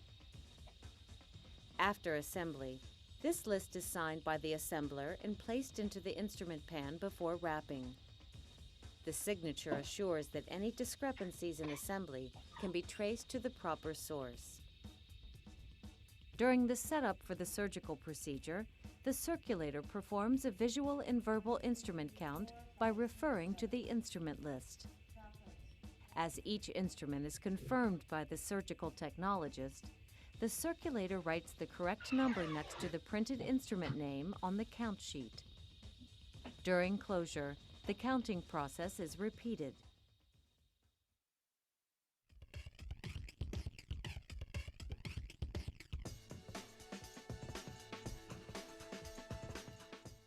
Because of its central location, it is recommended that the back table pack be opened first. This allows freedom of movement around the back table. Before opening or using any sterile item, the surgical technologist should verify that the item has been exposed to a sterilization process by inspecting the chemical indicator inside the package or instrument set, and that the external indicator has also changed. Examine the integrity of the packaging material to be sure that it is dry and does not have any tears, perforations, or watermarks. Check that the expiration date, if present, has not passed. Any item that does not meet these criteria should not be used. At first you might think, well, that's not really that big of a deal, it's just a little hole. But the little hole lets bacteria in, it lets moisture in, it lets everything else, which then compromises all the instruments. And then if you're still passing it to the surgeon, it allows the bacteria and the microorganisms actually go to the surgical site, which then increases your infection. Various reasons exist for moisture found on the outside and or inside of packages. Condensate dripping from the shelves and or railings of the sterilizing cart, condensate dripping from metal items on the upper shelf of the cart onto items below, condensate buildup in steam lines. Moisture on the inside of packs may be the result of too many instruments placed in trays, which produces more condensate than can be re-vaporized. Instrument and basin sets are assembled without using absorbent towels to absorb moisture as an aid for efficient drying. Woven textile packs, such as towels, are wrapped too tightly and retain moisture. Trays and items are improperly loaded on sterilizer cart, and moisture is unable to escape the package. The importance of that, of not having moisture, is so that it decreases the bacteria count, which then will decrease infection within the surgery.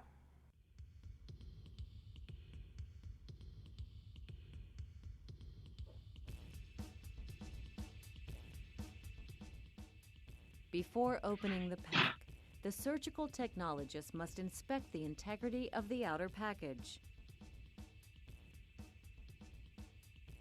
Once integrity has been established, remove the outer package. Inspect the inner package. Place the pack correctly on the back table to allow for easy placement once the seal is broken, and the pack opened to cover the back table. Open the first flap to the left. Open the second flap to the right. To extend the end flap, insert your hand under the cuff and open the drape to cover the table. Move to the remaining unopened flap and extend it to cover the table using the same technique.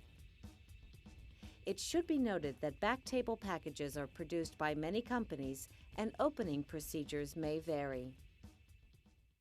The problem with opening the back table up by myself is that sometimes it might catch the back wall in haste because there's no one there to help you open the corners. Another problem is that things might fall off the back table because you're in a hurry and there's no one to help the other side. The pros of opening your back table by yourself is it's quick.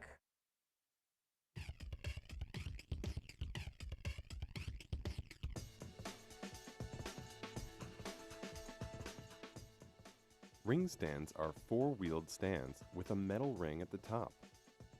They are used to hold basins and are covered with a sterile drape prior to the procedure.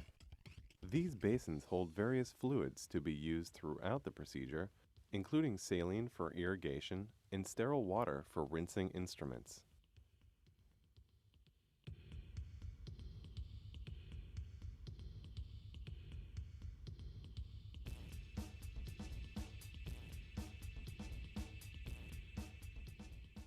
Check the integrity of the outer packaging.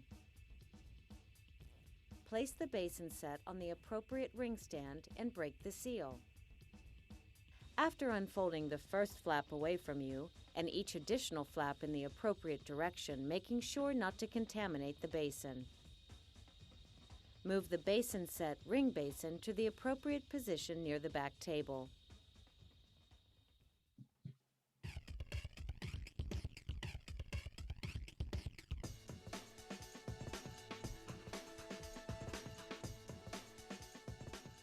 Once the sterile field has been established, the surgical technologist may begin opening supplies on the back table.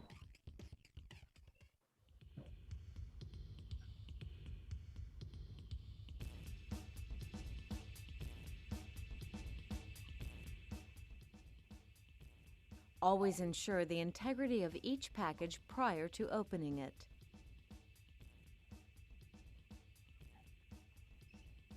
Once the integrity is ensured, hold the package in one hand so that the first flap will be opened away from you and break or remove the seal. Grasp the tab and open the first fold away from you.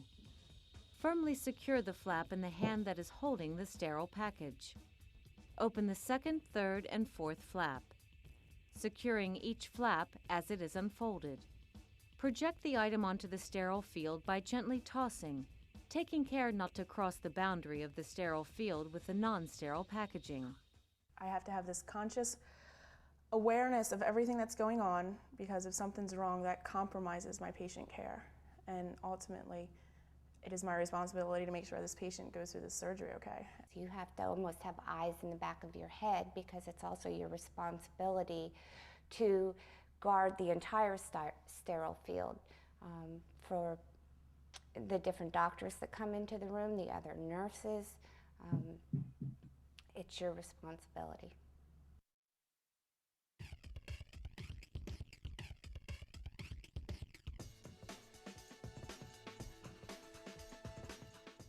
When the larger packages have been opened, the surgical technologist moves on to open the peel packs.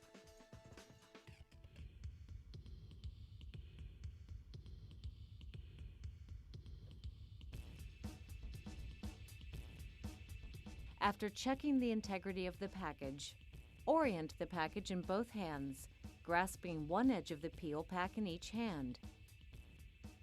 Separate the two sides slowly and project the item onto the sterile field. The same steps should be used on all packages of supplies such as the suture package, lap package, and Raytex package.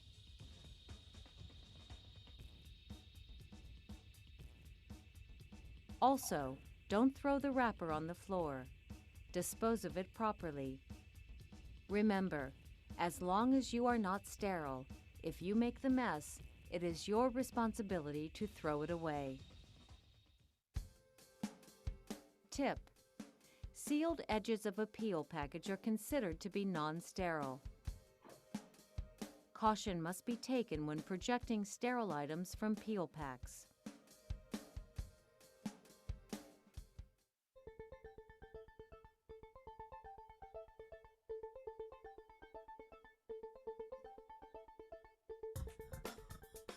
Watch this scene carefully.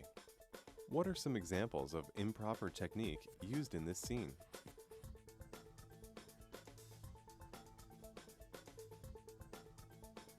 Did you catch these important errors? The technologist dropped the package on the floor and did not check for package integrity. She also crossed over the boundary of the sterile field when opening the package.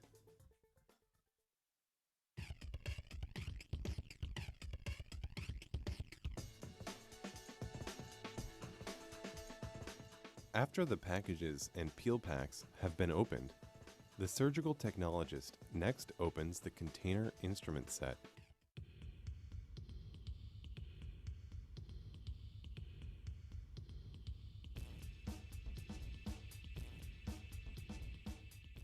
Place the container on an appropriate surface. Verify the presence of filters and color change of the external chemical indicators. Break or remove the locking seals and make sure none of the fragments are projected onto the sterile field. Release the mechanisms that secure the lid and lift the lid vertically 12 to 18 inches above the container, then step back. Verify that the inner surface of the lid is dry and that the filter is dry and intact. The sterile field is considered from the waist up. So that's something you have to train yourself in. Keep your hands up. When you're not doing anything, when you're waiting to step up at the field, keep your hands up here. Don't tuck them under your armpits. That is something I see quite often, that students don't realize. You can't let them hang down at your sides. They need to be kept elevated.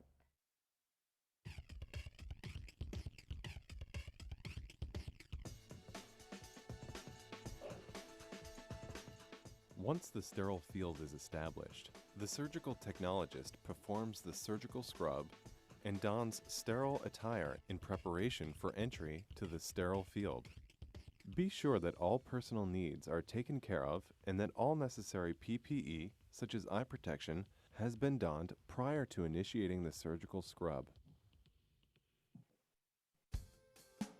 Tip: to reduce the risk of contamination of the sterile field, it is recommended that the surgical technologist's gown and gloves be opened on a separate surface, such as an extra mayo stand, rather than the back table. Once appropriately scrubbed, the surgical technologist can begin to organize the back table. A good piece of advice is, think fast, but move carefully. The surgical technologist should have a basic plan in mind before beginning the back table organization. When I'm doing a scrub, I'm generally thinking about the step-by-step operative procedure that will be taking place, as far as what the surgeon's going to be using knife blade wise, whether he'll be using a Bovie electrosurgical unit in which he's going to be able to coagulate, or whether I'll need to have hemostats ready right away. Did I think of everything, any possibility, drains, hemostatic agents, mesh, implants, is it all right there? And from there it's, making sure all my sharps are in the right place, my sponges are in the right places, making sure all my instruments are in the right place, and it's just a mental thing that you learn to do as you're just sitting, as you're just scrubbing. The foundation set for many surgical procedures is the major laparotomy set. Many types and sizes of retractors are used in general surgery. The intent of the major laparotomy set is to provide instrumentation for almost any procedure that can be performed in the abdominal cavity. In fact, most thoracic, vascular, gynecologic, and genitourinary surgery can be performed with the basic major laparotomy set. Many common procedures do not require the same amount of instrumentation. Most hospitals will have a less extensive instrument set called a minor set.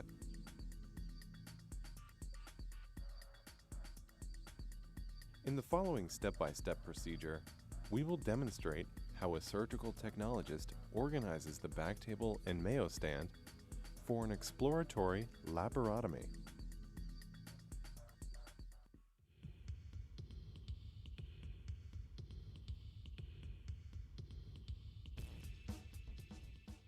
Secure the sterile suture trash bag. Place small basins and medicine cups near the edge of the table. This will allow the circulator access for presentation of solutions or medications onto the sterile field. Place X-ray detectable sponges and extra cloth towels for easy access. Suture material should be organized in the predicted order of use according to the surgeon's preference card. All sharps should be placed in one location. It is important to complete each task prior to moving on to another. Connect the Yankauer suction tip onto the suction tubing and place it in the basin.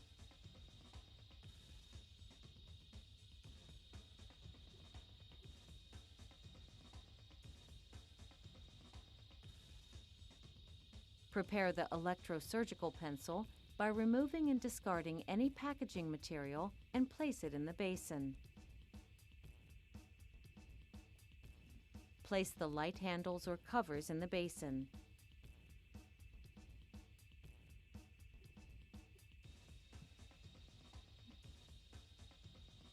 Put the laparotomy drape sheet over the items in the basin, taking care that it does not extend beyond the sterile field. Prepare and place 4 drape towels on top of the laparotomy sheet.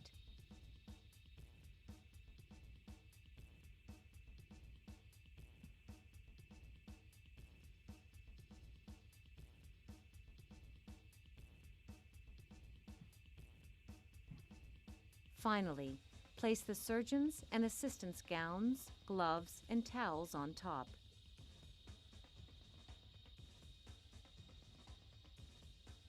Prior to removal of the instrument set from the container, request the circulator to assist in observation to ensure that the sterile gown or gloves do not touch a non-sterile area.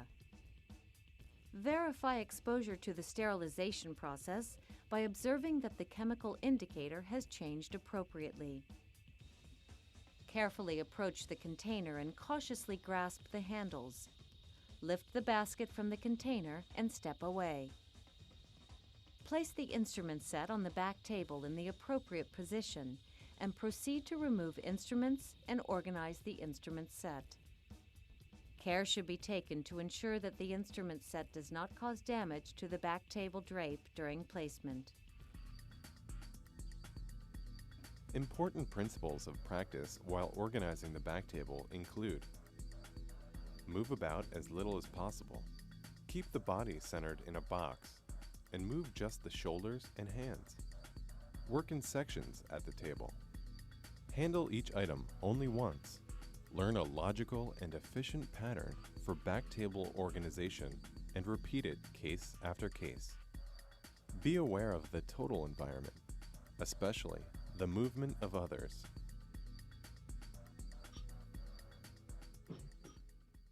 When I set up a table, I basically set it up the same way every time, meaning the retractors are located at the same spot on my table. It might be a different set of instruments, neuro versus vascular. The instruments are different, but retractors are retractors. They're always at the same place on my table. My suture scissors, my knife handles, my criles that you'll need during the procedure, they're always put basically at the same place. And the reason is that if there were an emergency, something bad happened, you needed something quickly, you need to know where to reach for it. So it's not so much important that everybody sets up the same, but that each individual person develops a consistency.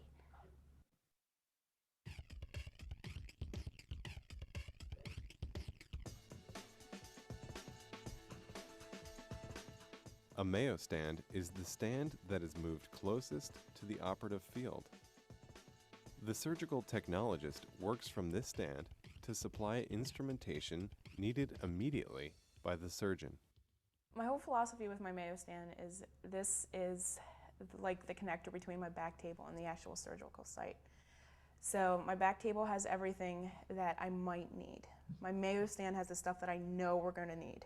It's the stuff that the surgeon's going to ask for. It's the stuff that I'm going to anticipate the surgeon needing. And the purpose of this Mayo stand is so that you can get quicker to the surgeon.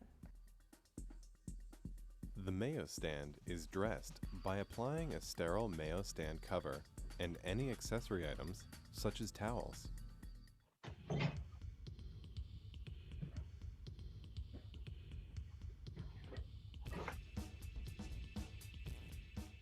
Partially open and orient the Mayo cover on the back table. Insert both hands into the cuff of the Mayo stand cover. Carefully approach the Mayo stand and place one foot on the base of the stand.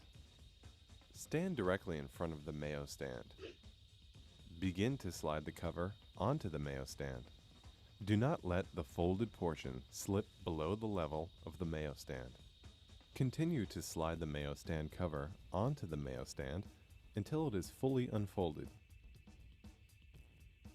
Make any final adjustments and fold or tuck excess material.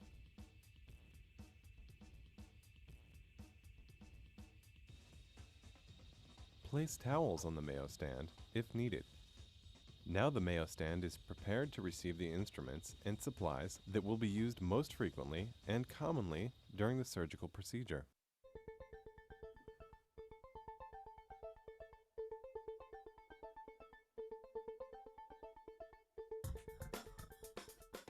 Watch this scene carefully. What are some examples of improper technique used in the scene?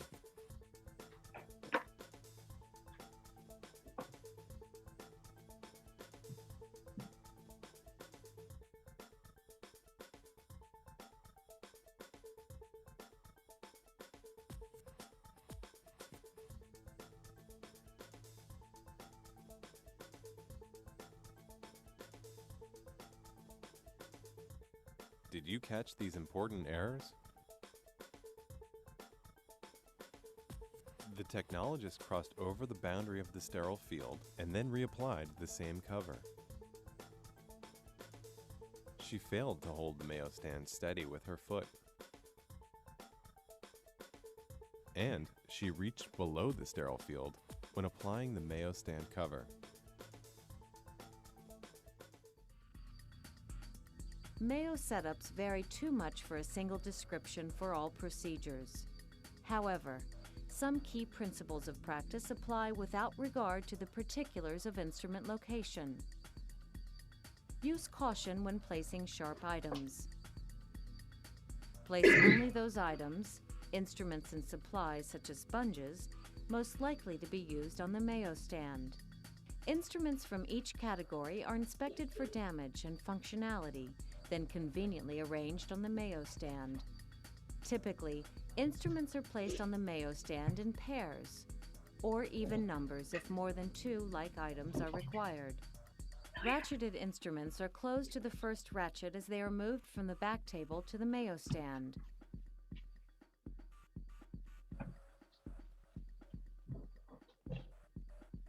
Most general surgery cases and other types of specialties also require the use of many various suture materials and ties.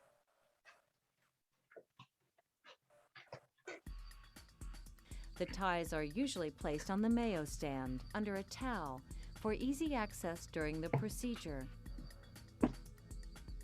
Surgical sponges are also sometimes placed on the Mayo stand so that the scrub person can exchange soiled ones for clean ones promptly during the procedure.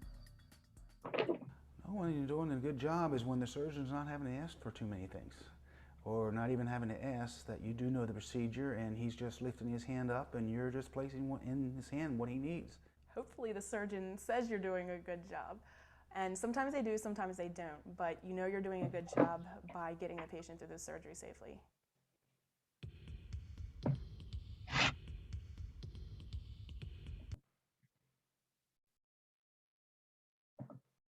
Okay, so that is chapter 11. So remember your key questions. What color starts the warming device when you're mixing the seal, fibrin glue? And what color starts the magnetic stir? What does the RH term mean? And then tell me 3 things that you learned in this video that you had either forgotten or you just realized. So I will get this posted for you right away, and good luck.